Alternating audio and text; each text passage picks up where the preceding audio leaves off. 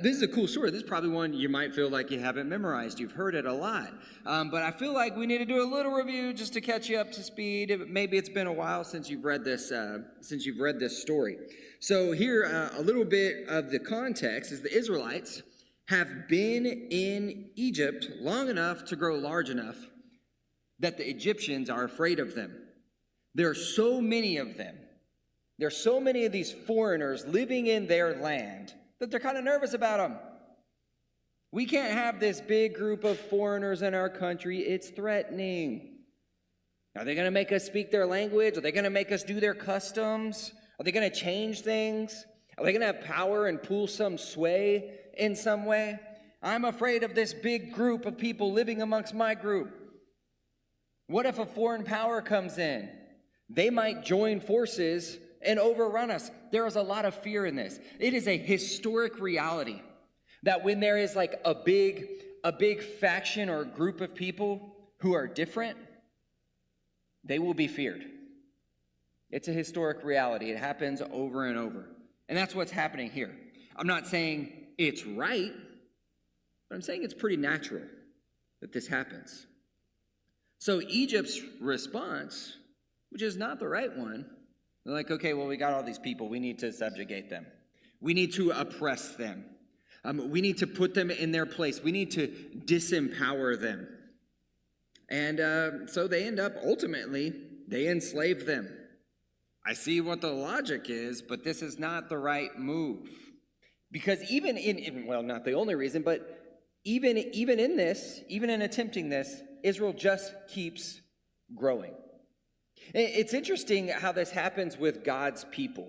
I think of after Jesus came, the Roman Empire starts oppressing the church. But a lot of people will tell you it was amongst that oppression, it was amongst that persecution that they actually grew and grew and grew. And that's kind of what's happening here. They're trying to stop them, but you can't stop God's people. So this enslavement of them wasn't enough. And so what Pharaoh does is he tells the midwives, he tells them in secret, hey, when there's a Hebrew boy born, kill him. Get rid of him. Which is really sick and messed up and twisted. And even for these people, he's doing it quietly. He's not made this grand edict yet for everybody to see because, you don't want the government to look bad. And so he says, kill them as soon as they're born, and with the idea of, we'll preserve the girls, but Egyptians will marry the girls, and we'll totally get rid of the Israeli race.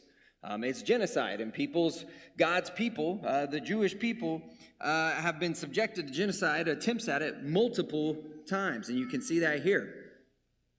But what's really cool is you have these two heroes, and they're just said in passing, but two heroes who should be celebrated. Two midwives, in an act of civil disobedience, they refuse to kill these babies. I mean, it's a sick and hard thing to do. One, it's also probably a commitment to their people. I'll never participate in the genocide of my own people. But the text says it's because they feared God. They're not going to go against what God wants. They have too much respect for God. They honor God too much. They would never do something like that. They're more loyal to God than any political power. If what God wants and what the government wants conflict, God's going to get his way, at least with these two ladies. And it's cool because it gives their names. In these stories, we don't have the names of anybody else. We don't even have the names of Miriam and Jochebed. We have to figure that out later. That's Moses' sister and mom. But it does give the names of these two rebellious and heroic midwives, Shiphrah and Puah. It doesn't even give Pharaoh's name. Pharaoh's never named.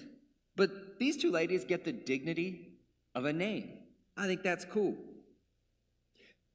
But so Pharaoh notices, well, I thought I told the midwives to kill all the baby boys, but they're growing and that doesn't seem to be happening. What's going on? And so these two respond with, well, these Hebrew babies, or these Hebrew moms, they're tough. They're having the babies before we can come and even show up to help. Which that's probably kind of a truth and a little bit of a lie at the same time. It's a good cover-up. And so then Pharaoh says, well, okay, well, I was going to try to do this quietly, but then he just makes a public edict. Like, we got to get rid of all the Israeli boys. And it's interesting in the story, you're going to see a theme that the women are undermining Pharaoh's evil plan. Each turn, it's a woman doing it. God's using women to be his mode of salvation for God's people. So now Pharaoh's got this edict. They're trying to get rid of everybody, and this of all the boys. And this is where our text begins. This is where Moses' story begins. He's this cute little baby, and the mom, like any good mom, is not like, I can't get rid of my baby. So she raises him up for 3 months in secret, which would be really hard to do. Babies are loud. They cry a lot in the middle of the night. And this wasn't going to be sustainable for long. Okay, you're not going to be able to keep a baby in secret. You're not going to be able to have a little boy running around. So she makes a little basket. The word is actually an ark. The same word is used for Noah's ark, some kind of floating device that saves. That's what she makes for him. And she puts him in it, and maybe in hope of rescue, maybe in hope of better fortune down the road. So what's interesting is she makes this ark, she makes this boat, she puts him in the river, and she is actually following the rules. The rule that Pharaoh said is, if you have a baby boy, throw him in the Nile. And so she did that. So it's pretty interesting. It's another example, and this is all over the Bible. You can follow the rule and break the spirit of the rule. You can so that's kind of what she's doing here. And so she does what she's told, but she saves the boy. And thinking maybe, I don't know what her total plan is, but I'm going to release him, and maybe he's going to fare better than he would here. Can you imagine? Can you imagine the nightmarish feeling of having to do what she's doing? It is sad. It is tragic. To send your kid off into the unknown before you're ready to. Before you feel like you've equipped them. Okay, that's scary. To completely release your kid and have no power. To be powerless to do what you need to do for your kid. Yeah, this is difficult. Maybe our situations aren't near as extreme as Jochebed's. But maybe we'll all feel a little bit of that at some point. To have to release our kids and just trust that God's going to provide. To release our kids into the world and know that God's going to take care of them. There are moments in our life that are just out of our control. And it kind of drives us nuts. But it reminds us of our humanity. There's going to be times in your life where you have no choice but to face your powerlessness. And you just got to trust in God. That's what Jochebed's doing here. Just having to turn it over to God. Sometimes we have to release our kids and trust in God, but also have some trust in our kids too. Have some trust in our kids that they're going to handle the situation, that our kids have been well equipped enough to make the right decisions and do the right things. No, thankfully, none of us are going to have to release our kids like Jochebed had to do here. Not this early. But a lot of us are going to release our kids when we aren't totally ready. The 18 years-ish you get with your kids under your roof. Some of us get a little longer than that. But the 18 years we have with them, it's going to go by quick. I say that. Sometimes it feels like an eternity. But generally, it's going to go by quick. That's what I'm told. It's not always the most fun thing to think of with parenting. But in some ways, parenting is preparing to release your kids into the world. It's preparing to let go of your kids. Really, any leadership is like that. It's preparing people to not need you. Preparing people to go and be leaders. That's good leadership. That's good parenting. Preparing to release. So you can't baby them too much. Really, you shouldn't do anything for your kid that they can do themselves. That's what you don't, if you're doing everything for them, you are not preparing for them to be released.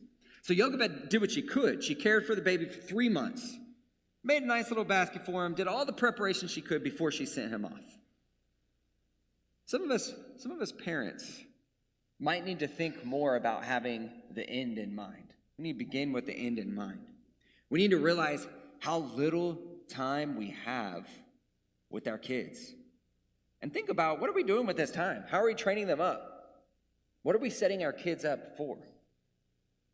And I know it is hard. It is hard for me as a parent to think that far ahead. I'm trying to keep my head above water, trying to keep my finances in line, trying to work, and trying to take care of friends and family and all these other issues, and rushing kids around from activity to activity and surgery to surgery. And it is hard to have time to even think about the future. I mean, parents, was this past week for most of you like really crazy? Like choir concerts, award ceremonies, band, orchestra, sports banquets. I mean, it was crazy. I kept running into different parents at things, and there was only one. And I was like, hey, where's your spouse? Do they not love this kid? And they're like, oh no, the spouse is at the other kid's thing tonight. And eventually I just quit asking because I kept seeing it happen. I was like, oh, people are having to divide and conquer. They're having to have one parent at kids thing and one at another. And I mean, we're just busy. This is a busy season. But I think it's important to ask, what am I doing with my kid right now that is setting them up on the right path? And again, I know that's hard to do when we're so busy. But do I really want to be in this exact same place 4 years from now? Am I so caught up in the moment that I'm not taking time to really shape my kid? I've had one of the shepherds here at Westgate has told me, and I think this is nice advice. He said, high school, it hits, and you are busy running them from activity to activity, place to place, and just like that, it's over. Then they're gone. Man, we need to use this time well. We need to set them up for spiritual success. I think oftentimes that doesn't feel like the demand right in front of us. The demand right in front of us is get them to school, get them to practice, make them eat dinner. We focus on these things so much that the spiritual things get put on the back burner. So we need to say what we need to say to our kids. We need to have those conversations that we need to have with them. We need to use this time well. And we need to don't just focus on what's in front of you, even though it's so easy with sports, dance, school, grades. We need to think about what's going to shape them long term. I don't want to look back at my time with my kids and think some extracurricular activity stole their childhood. Or I don't want to look back at my time with my kids and think my work or my desire for money stole my time with my kids. I want to make sure that we use that time well. I'm also not saying rush. I'm not saying, hey, here's some stuff you should add. I'm saying do the opposite. We probably need to say no to more things. And I've found that just about everything is less enjoyable when it's rushed. When you're experiencing rush, when you're trying to just get through things, it's not as fun. It's not as enjoyable. I don't want to rush through my time with my kids. Think about it. Vacations. I'm really bad on vacations about being like, we got to do this, this, this, and this, and this. And here's this strict schedule, and it's cool. I get to see everything, but it wasn't as enjoyable. Meals aren't as enjoyable when it's just scarf it down. I've had some really sweet ladies here tell me that I speak too fast. And I think they're right.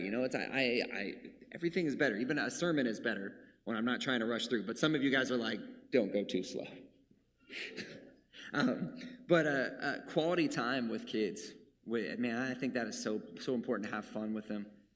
Some of my favorite times with my kids is doing nothing with them. But it has to be all agreed on.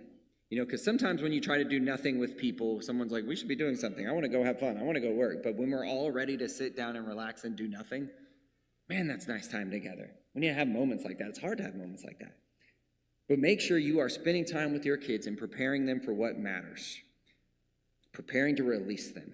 Don't let that sneak up on you. I think it sneaks up on most parents. We're not ready to release them, and it just all of a sudden it's there. Don't let it prepare for that.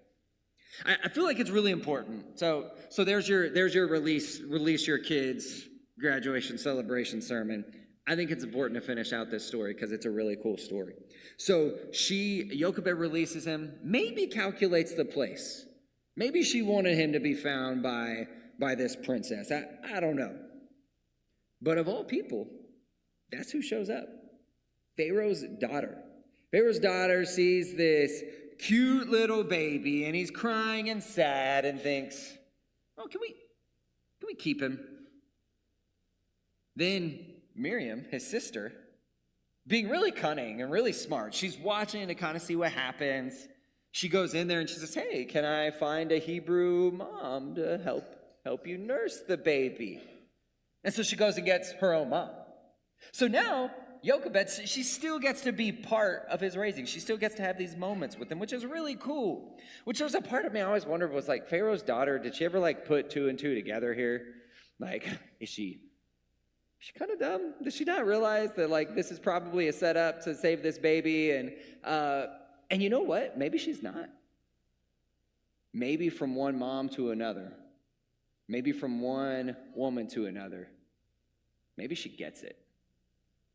Maybe she knows there was a mom who was going to do anything for this baby to live. And we'll just kind of speak in code here, and I'm going to make sure that this mom still gets to be a part of it. And if we don't come out and say, yeah, let's do this in secret, then they can kind of avoid getting in trouble for the whole thing. And so I think what maybe Pharaoh's daughter is kind of throwing Jochebed and Miriam a bone. Maybe she actually knows what she's participating in. But pretty cool. But so here you can definitely see God working again through these women. These women are undermining the evil thing that Pharaoh is trying to do. Through the midwives, through the women who give birth quickly, through Moses' sister Miriam, through Jochebed, and now through Pharaoh's own daughter. Pharaoh ends up raising the kid who will be his undoing in his own household. Interesting. Interesting that the same thing happens to Saul. Saul's kids are his own undoing, raised in his own household. But in this culture, women were viewed as powerless, weak. But this story is pushing back on that narrative.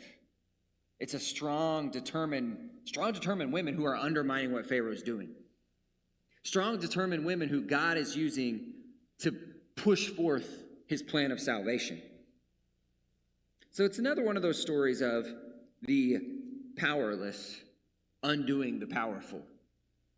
Another one of those stories where you just can't help but look and say, wow, God can use anybody.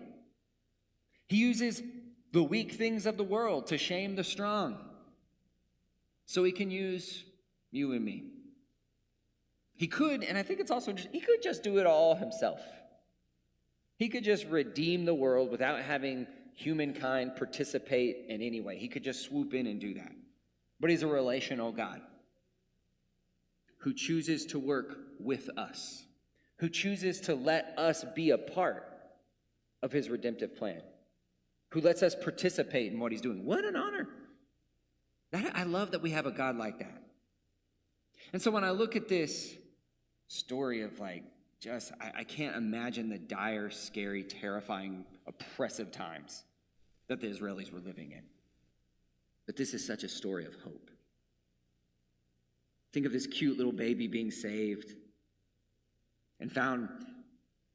But Pharaoh's daughter finding it would feel very miraculous to her, maybe, or she might be like, oh, this feels like a setup. But she would definitely believe this little baby is special. And don't babies have a way of filling you with hope? Isn't there something really sweet about that? You know, you hold a newborn baby, you think about like a clean slate in life, a reminder of new life. And you hold a baby, you might think of kind of hope for new beginnings, hope for what this baby will do, who this baby will be, and the world this baby will live in. A lot of the moms, a lot of the dads today held these babies that are now graduating seniors with high expectations and high hopes for the future.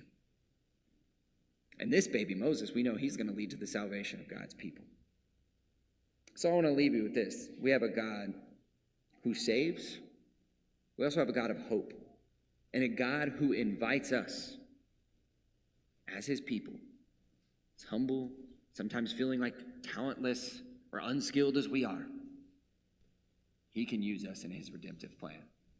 He can do big things with us. If you want to join him in his work, if you want to give your life to Christ, or you have any other need at all, we want to invite you to come now as together we stand and sing.